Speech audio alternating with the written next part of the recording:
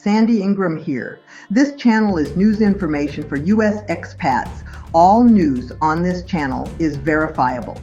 I personally am a retired expat, still registered with the IRS, who is now traveling the world slowly. At the time this video is uploaded, I am in Acapulco, Mexico, for my annual doctor's visits.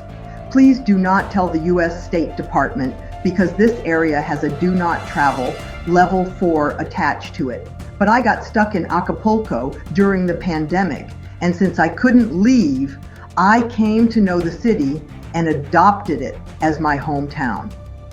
More on that at a later time.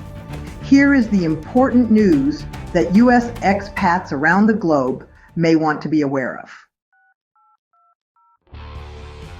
Since February 1st, AARP has experienced a surge in calls, approximately 2,000 per week, from retirees expressing concerns about potential disruptions to their Social Security retirement benefits.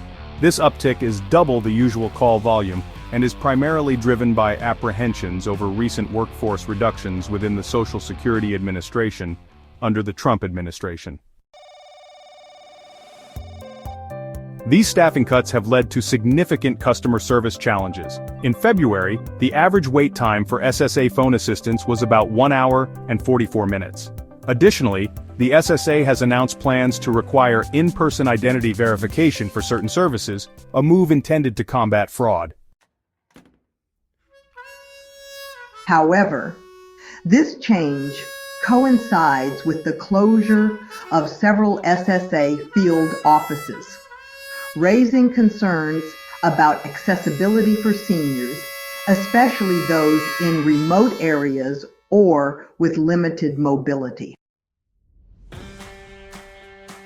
The SSA's acting commissioner, Leland Dudek, has implemented policies that include canceling research contracts and closing regional offices, further exacerbating service delivery issues. Critics argue that these measures, purportedly aimed at reducing fraud, may instead lead to systemic challenges within the agency. Approximately 73 million Americans receive Social Security benefits, with around 40% of older Americans relying solely on these monthly checks for their retirement income.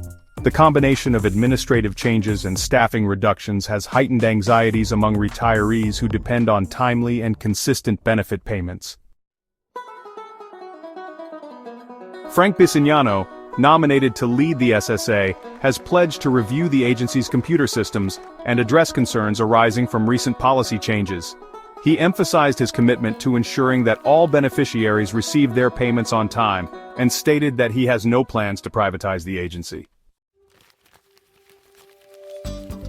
U.S. retirees are advised to stay informed about changes to SSA procedures and seek assistance from advocacy groups like AARP to navigate the evolving landscape of Social Security services. This news is from AP News, Reuters, and Business Insider. Major changes are coming to the Social Security Administration. This week, the administration announced that starting March 31st, people will no longer be able to do identity checks over the phone. Instead, those applying for benefits or recipients changing a banking account will have to do it online or at an in-person field office. The Trump administration argues that the changes are meant to weed out fraud, but some advocates say that there's simply not enough time for recipients to adjust. We think it's asking too much. We do applaud Social Security's efforts to combat fraud, 100%, just not at the expense of those who are drawing benefits legally. Most expats utilize direct deposit into a U.S. bank account and use their bank card via ATMs almost anywhere in the world for their daily transactions. It's like being a day trader. The cost of living for us depends on the currency exchange rate for the day of the transaction. Most of us do extremely well making the US dollar go much further. It is not a lifestyle for everyone, but those of us who have embraced the expat and digital nomad lifestyle live well on less, much less.